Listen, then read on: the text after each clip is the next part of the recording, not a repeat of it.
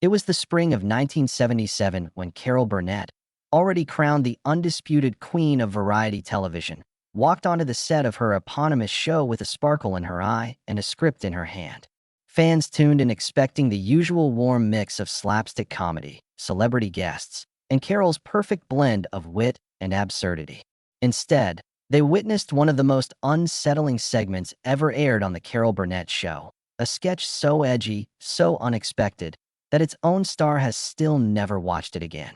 Tonight, we dive behind the laughter lines and bright studio lights to discover why Carol Burnett refuses to watch that one episode, and how it forever changed her view of comedy, her relationship with her audience, and maybe even her own sense of self.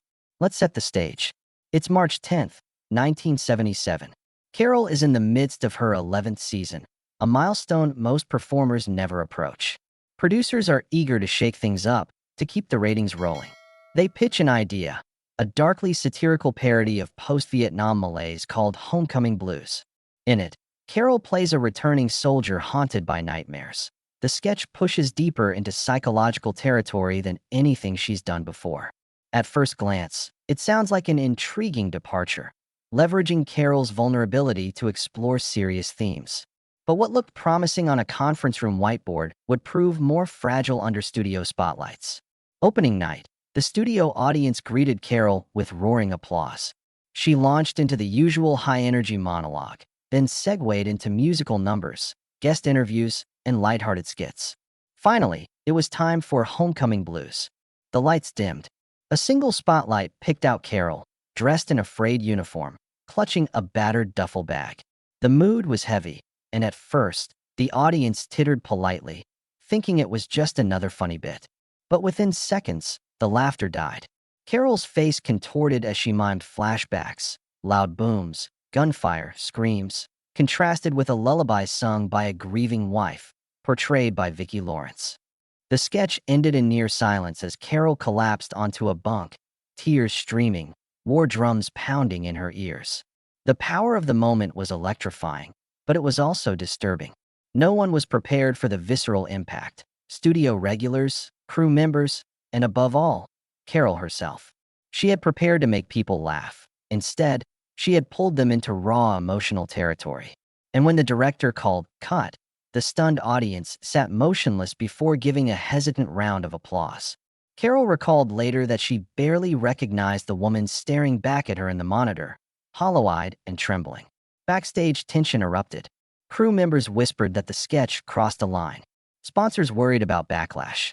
CBS executives debated pulling it from the rerun rotation, an action almost unheard of for any episode of this iconic program. And Carol? She stormed out of her dressing room, demanding answers. Had she sold her soul for a ratings stunt? Was she willing to sacrifice the safe, joyful world she had built for her viewers? In the days that followed, memos circulated warning against such emotional extremes. Carol received hand-scrawled notes from viewers expressing gratitude for highlighting veterans' PTSD, while others demanded an apology for ruining a comedy show. The critical response was equally split. Some praised the risk-taking and depth, while others called it inappropriate for a primetime variety hour. And through it all, Carol felt a pang of guilt. The person who had made millions laugh now found herself at the center of a controversy that she didn't want. When reruns of that season premiered later in 1977, The Carol Burnett Show exempted Homecoming Blues. It simply wasn't broadcast again. Carol has refused to watch it to this day. She can't bear the memory of the silent audience, the cramped studio air, her own shaky breathing. She said in interviews that she respects the courage it took to tackle trauma on television, but personally, the experience left a scar. Behind every joke she's told ever since, there's a memory of that night, a reminder that comedy can heal, but it can also cut too deep. After that night, Carol Burnett retreated into a period of introspection, grappling with the shockwaves left by the sketched experiment gone awry. What had begun as a bold attempt to blend laughter and empathy morphed into a haunting mirror reflecting her own vulnerabilities. She spent sleepless hours pacing her Los Angeles home, haunted by images of her war-torn character, replaying the scene where she collapsed on that bunk and wept for those who could not speak their traumas. Despite countless requests, She refused to revisit the footage, fearing that each viewing would reopen wounds she was not ready to examine. Behind the scenes, the production team wrestled with the aftermath. Valeria Kent, the sketch's head writer, had pitched Homecoming Blues as a tribute to veterans struggling in silence. Inspired by contemporary reports on post-Vietnam stress, she envisioned the segment as a bridge between comedy and compassion. Carol had championed the idea in early rehearsals, praising its potential to resonate beyond punchlines. But on set, the energy shifted. Cameramen lowered their eyes, makeup artists paused mid-brushstroke, and even Harvey Korman, whose light-hearted distractions had anchored previous sketches, found himself uncharacteristically quiet. The studio, normally buzzing with anticipation, felt like a film noir set drenched in melancholy. Directing the sketch posed its own challenges. Joe Lafayette, a veteran director known for crisp comedic timing, struggled to adjust cameras for dramatic effect. Lighting technicians traded their bright chem lights for muted blue gels to evoke a somber mood. Foley artists recorded burly explosions in corridors to punctuate Carol's silent flashbacks. Sound designers mixed Vicki Lawrence's mournful lullaby over Carol's panting breaths, crafting an unsettling soundscape that felt uncomfortably real. The entire crew sensed they were carving new creative territory, but none anticipated how deeply it would cut. As the final take rolled, Carol watched her reflection on the monitors, eyes glassy and raw. She had poured herself into the role, channeling a lifetime of empathy and carefully buried emotion. Vicky's gentle crooning contrasted starkly with scenes of gunfire that echoed like a distant drumbeat, reminders that for some viewers, this was more than entertainment. When Joe finally called cut, a thick silence filled the studio. There was no applause, no laughter, only the steady hum of equipment fighting gravity. In that moment, Carol realized that comedy was no longer safe territory and that her willingness to risk it had consequences she hadn't anticipated. Word spread quickly through network offices, then to sponsors who feared association with a sketch so far removed from the show's whimsical brand. Advertisers placed calls urging CBS to re-edit the episode, to remove Homecoming Blues, or at least pad it with lighter fare. CBS executives debated the fate of the entire episode, considering whether to edit it out of syndicated packages or to issue a public statement. They worried that even veteran viewers might be alienated by such unfiltered emotion. Internal memos weighed the ratings risk against the cultural impact, deliberating whether targeting social issues in a variety format was worth the gamble. Carol's agents, too, felt the heat. They advised her to issue a soft apology, framing the sketch as a tribute muddled by good intentions. But Carol balked at performing a damage control press release, refusing to normalize an apology for something she believed had merit. Still, the personal toll was undeniable. Emails from friends revealed concern. A studio assistant wrote of seeing her stare blankly at mirrors, murmuring lines from the sketch. A longtime confidant described phone calls at dawn as Carol recited fearful questions. What if viewers saw it as a betrayal of her trustworthy persona? That kept her wakeful. Meanwhile, critical reception entrenched Carol's ambivalence. Some reviewers lauded her daring performance, calling it a watershed moment in television comedy, where the heartache of returning soldiers found comedic empathy.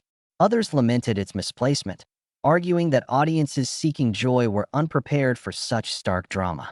Rolling Stone praised the sketch in a feature, but warned that variety shows needed clearer boundaries. TV Guide reran highlights of Carol's career, but omitted any mention of Homecoming Blues, effectively erasing its memory from mainstream retrospectives. In the months that followed, Carol refused requests to televise or release any segment of the sketch. Producers who harvested outtakes for clip shows left the tapes unplayed. Documentarians interviewing Carol skirted the topic, sensing her discomfort. Fan mail occasionally arrived pleading for a glimpse of the lost sketch. Carol responded personally, expressing gratitude for the support, but reiterating her decision to leave that chapter unviewed. Gradually, Carol channeled her energy into safe havens. She returned to stage plays, delighting in the immediacy of live theater where laughter bounced back in real time. She wrote a one-woman musical that embraced her comedic roots, deliberately eschewing dramatic undertones.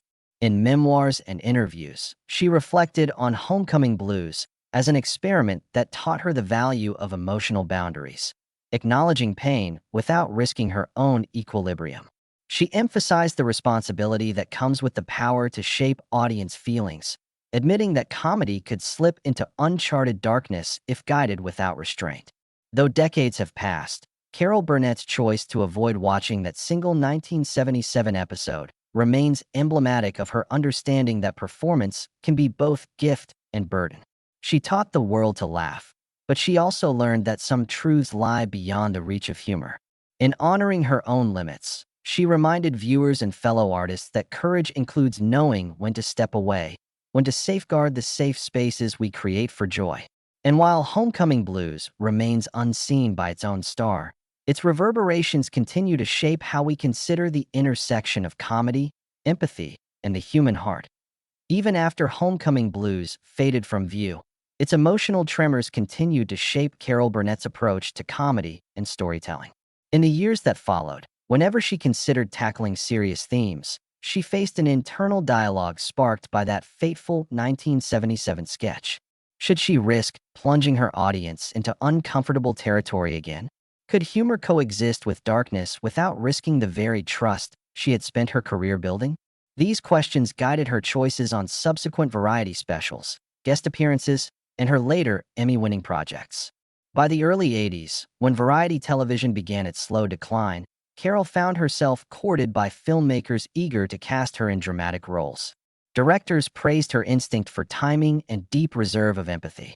Yet she hesitated, citing her experience with Homecoming Blues as evidence that her strengths lay firmly in comedy. She worried that dramatic performances might reopen the wounds of that sketch, exposing emotions she preferred to keep behind a protective barrier. Her anxiety revealed a profound insight. It is possible to be too intimately associated with trauma for even a masterful performer to navigate without personal cost. Despite her reluctance, Carol did venture into limited dramatic territory on her 1984 TV special, Carol's Special Evening, in which she portrayed a small-town woman confronting loss. The segment was shot with delicacy, interspersed with light musical numbers and Carol's trademark banter. Critics noted a restrained vulnerability unlike anything seen on her variety stage, but praised its tasteful balance of humor and heart.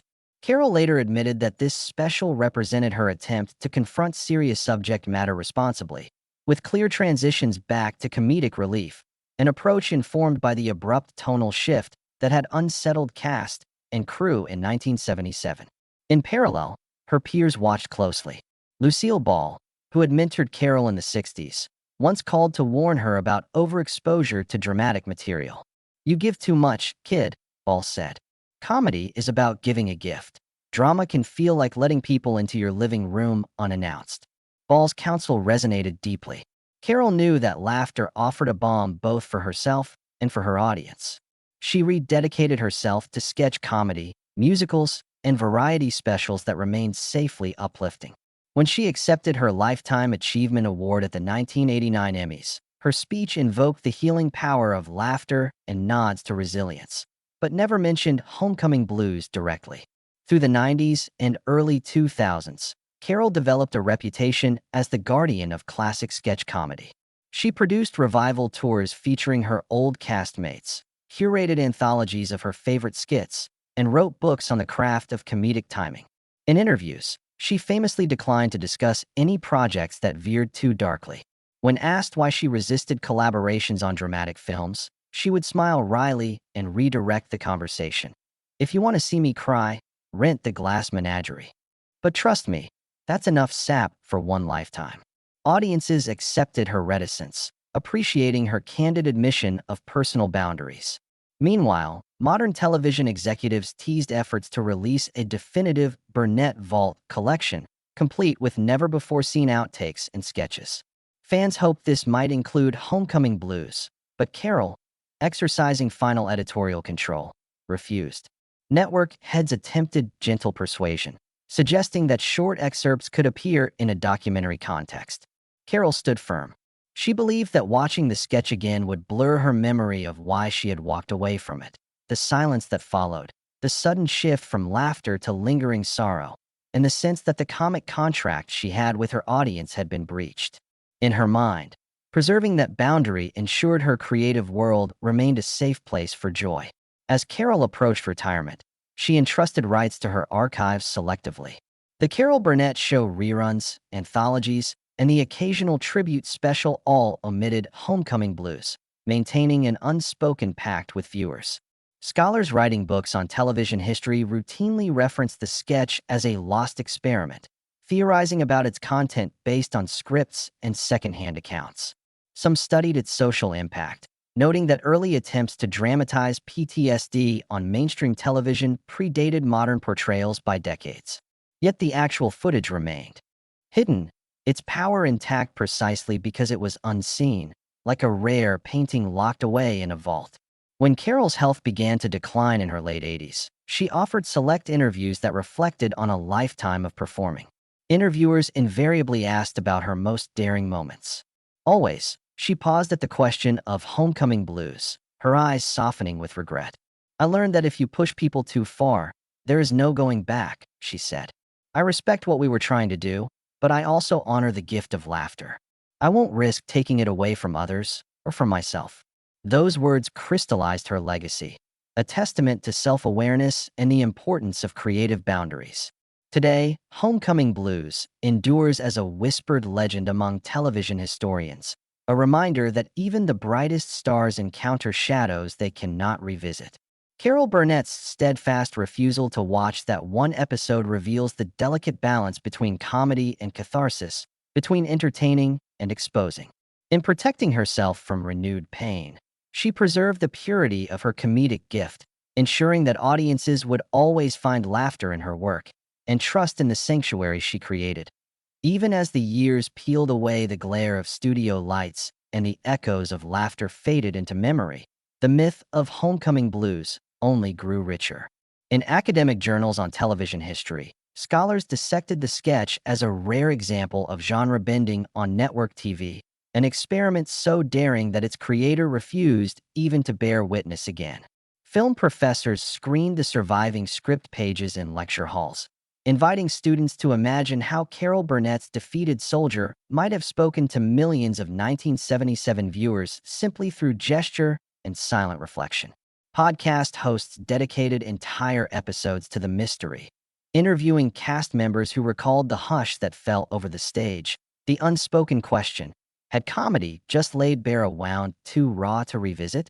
Unseen snippets of rehearsal footage surfaced in retrospectives on early television specials, but networks always cut away just before the climactic moment when Carol's face went still, as if the cameras themselves recoiled. In interviews, producers confessed that they'd considered preserving the clip for its historic value, but feared that showing it even once would shatter the delicate contract Carol had with her audience. Instead, those in the know treated it like forbidden fruit, describing scenes secondhand: the rasping breath, the tremor in her voice, the sudden halt of studio applause.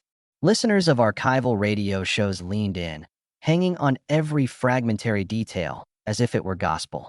Contemporary comedians looked back on Homecoming Blues as a lesson in emotional range, proof that even the most beloved jokers harbor shadows they cannot unearth on demand. Tina Fey once referenced it in an awards acceptance speech, praising Carol's bravery and vowing never to cross a similar line without deep consideration. James Corden, in a late-night monologue, joked that he'd asked Carol for permission to watch the sketch when he needed inspiration for a dramatic role, and she'd simply laughed and declined. These anecdotes fueled renewed interest, but Carol's unwavering refusal remained its greatest power. Like a rare painting locked behind velvet ropes, the unseen sketch inspired reverence precisely because it remained just out of reach. Fan conventions for classic television shows frequently featured panels with journalists and archivists debating whether a private screening could ever be arranged. One spirited debate in 2015 speculated on digital restoration and selective muting of audio to make the segment palatable, but Carol vetoed every proposal. She maintained that her personal peace took precedence over historical completeness. This stance endeared her to many, presenting her not just as a performer, but as an artist with sovereignty over her own narrative.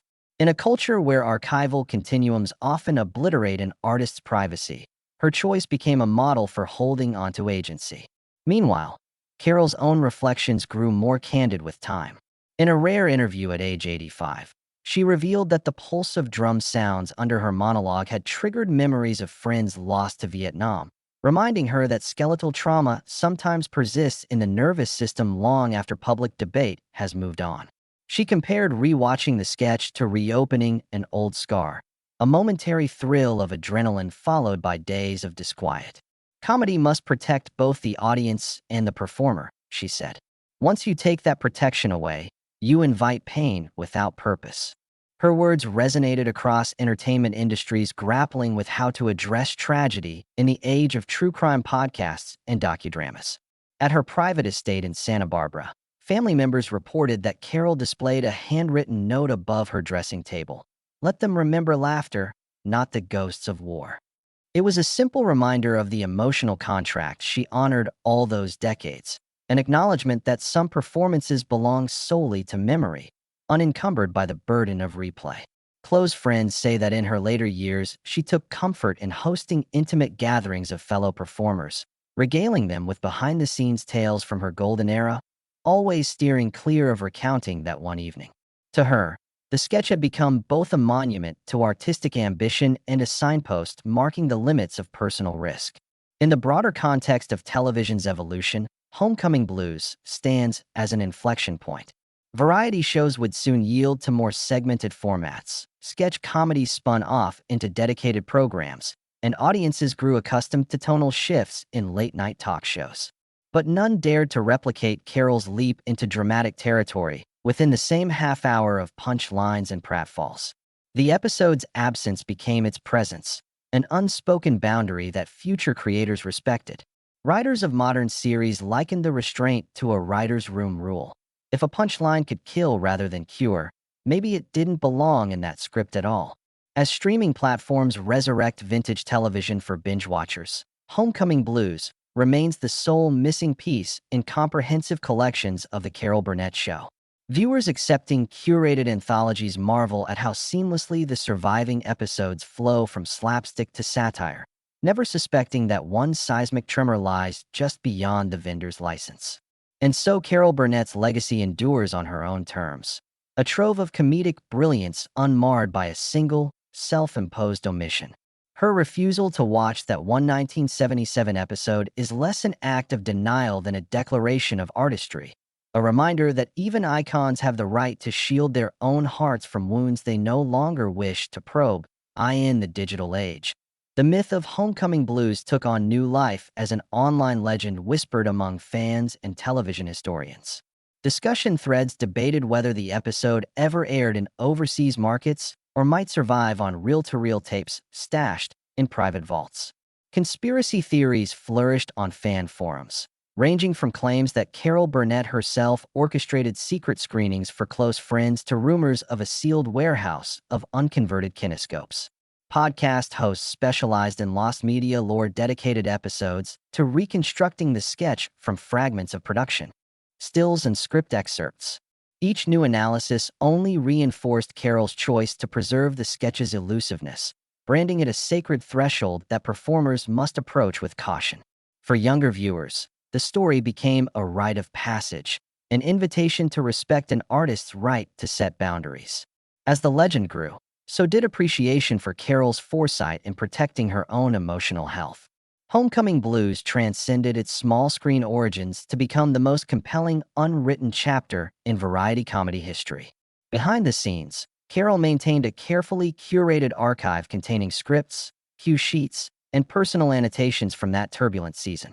In her private study, she stored a battered leather-bound notebook in which she had penciled reflections on every sketch she performed.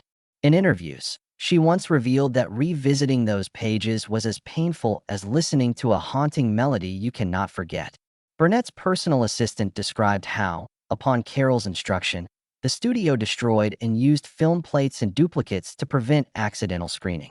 Only a handful of insiders know the exact layout of Carol's vault, a fortified room where she kept original costumes, visual references, and fragile kinescope reels. This level of protective care underscored Carol's conviction that some performances belong only to memory and should not be subject to public dissection. Archivists who sought access were met with polite but firm refusals. They understood that the artist's piece outweighed any historic curiosity.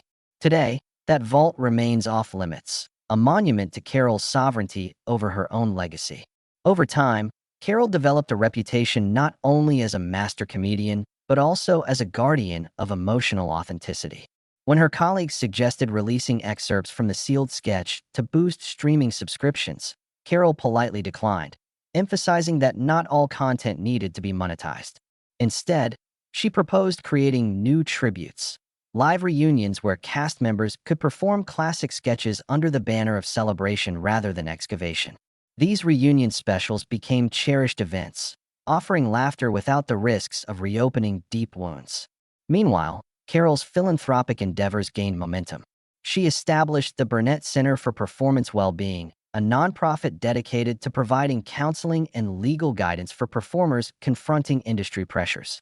The center's annual symposium on creative boundaries attracted dancers, comedians, and actors alike, each seeking to learn how to balance artistic risk with personal care. In her closing keynote addresses, Carol would reflect on homecoming blues as both a lesson and a catalyst, proof that innovation sometimes demands sacrifice, but that self-preservation must prevail above all. As streaming platforms curated classic television packages, executives occasionally revisited the idea of unlocking the homecoming blues vault.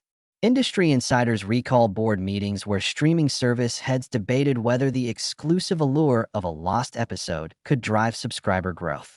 Proposals ranged from interactive commentary tracks, where Carol herself could narrate the sketch, to contextualized mini-documentaries exploring the era's cultural undercurrents. Yet all ideas were ultimately shelved out of respect for Carol's long-standing boundary. Contemporary showrunners cite this restraint as an example of ethical stewardship in content curation, arguing that not every artifact belongs in the public domain. Meanwhile, film schools incorporate case studies of the sketch in curricula on media ethics and artist autonomy. Students learn that the decision to withhold can carry as much weight as the choice to publish. In an age where digital access is often equated with cultural preservation, Carol's stance reminds creators and archivists alike that care for the subject sometimes outweighs the demands of the audience. Even in retirement, Carol's influence truly echoes through the halls of comedy institutions. Facilitators emphasize the script editing principle she championed, avoiding tonal whiplash by ensuring scenes transition smoothly between levity and pathos. Participants learn to identify moments when laughter may inadvertently open wounds, and to craft sketches that uplift rather than unsettle. Carol's recorded messages, played through hidden speakers, remind them to honor the audience's trust with every punchline. This living legacy transforms the missing sketch from a forbidden relic into a guiding compass, illustrating how the art of comedy rests not just on timing, but on deep empathy. And in that lesson, Carol Burnett's unseen 1977 episode indeed lives on more powerfully than any footage ever could. Now, decades beyond that fateful spring evening in 1977, Carol Burnett's steadfast refusal to watch Homecoming Blues remains an act of profound self-care and artistic sovereignty. While many legendary performances are preserved, dissected, and repurposed, Carol's choice stands apart. She protected her own emotional landscape by intentionally leaving this chapter unwitnessed. This final boundary encapsulates her philosophy that comedy should serve as both a gift and a sanctuary. By withholding that single sketch, she ensured her relationship with laughter endured untainted by the specter of trauma she once channeled without consent of self or audience. In recent years, scholars have come to recognize that Carol's decision was prescient. In an era of oversharing, unflinching biographical dives, and the relentless pursuit of archival completeness, the idea that an artist might deliberately withhold material is radical. Carol's vault, secured against accidental or willful intrusion, operates as a testament to the notion that not all art is for public consumption. Indeed, the mythic status of Homecoming Blues illustrates how absence can sometimes amplify influence. By refusing to release the footage, Carol magnified its power, inviting generations to speculate, learn, and ultimately honor her right to rest. Her example has resonated across artistic disciplines. Writers cite her stance when choosing which personal anecdotes to include in memoirs. Musicians draw parallels when deciding whether to share unreleased demos. Filmmakers face similar dilemmas about unaired footage or deleted scenes. In every creative sphere, Carol Burnett's unwavering boundary serves as a beacon that the integrity of an artist's inner life deserves protection. That personal peace can surpass commercial gain. That the highest form of respect between creator and audience is sometimes the refusal to push art beyond its founder's own willingness to bear its weight. In communities dedicated to performer well-being, Homecoming Blues inspired the Burnett Center for Artistic Resilience, founded by Carol with mental health professionals. It offers workshops on boundary setting where participants learn to negotiate with producers and secure clauses to veto potentially harmful content. The center's core teaching, drawn from Carol's experience, encourages performers to view their careers as long-term journeys rather than sprint races. This guidance has helped artists navigate film, TV, and live performance without sacrificing emotional safety. Moreover, the cultural conversation around homecoming and post-trauma narratives has shifted. Historians of television now approach sketches and scripts with an eye for ethical curation. Retrospective collections often include disclaimers or contextual essays when addressing material that involves personal or collective pain. Streaming services have begun differentiating between archival releases that celebrate an artist's body of work and curated retrospectives meant for contextual study. These practices can be traced back to the Carol Burnett Show's conscious omission of Homecoming Blues from reruns and home media. What began as one performer's personal choice has evolved into a broader standard of care for audiences who deserve ethical framing as much as entertainment. And yet, for all the lessons it imparts, Carol Burnett's withheld sketch remains more than a case study. It is, at its heart, a story of compassion. Just as Carol's laughter brought joy to millions, her protection of Homecoming Blues offered solace to herself. She recognized that embodying unspeakable histories, her own or imagined, requires voluntary consent. By declining to revisit the pain she portrayed, she upheld a simple truth: empathy must be balanced with self-protection. In doing so, she modeled a practice of intentional engagement, reminding us that art can invite us to confront darkness, but only when we are ready. As the decades advance and new generations discover Carol Burnett through classic clips, books, and tributes, they encounter an artist who knew both how to make them laugh and when to guard her own heart. They learn from her joyous bits, from Gone with the Wind, parodies to glamorous fashion sketches, and they also learn from what is unseen, a singular hours-long construction of emotional labor that will remain forever unplayed. In that sacred silence lies perhaps her most radical gift: permission to set boundaries, to say no, and to honor the sanctity of personal well-being over the allure of public acclaim. Carol Burnett's refusal to watch Homecoming Blues will never be explained with full clarity because it needs no further explanation. It lives as an enduring statement. Some stories belong only to memory, some performances only to the moment they were first created. And in preserving that silent legacy, Carol chose to safeguard her capacity for joy, for herself and for her audience. In the end, the most powerful sketch she ever crafted may be the one we never see, a testament to her belief that comedy is a covenant of care between performer and viewer, a covenant she cherished above all else. That refusal inspired countless others.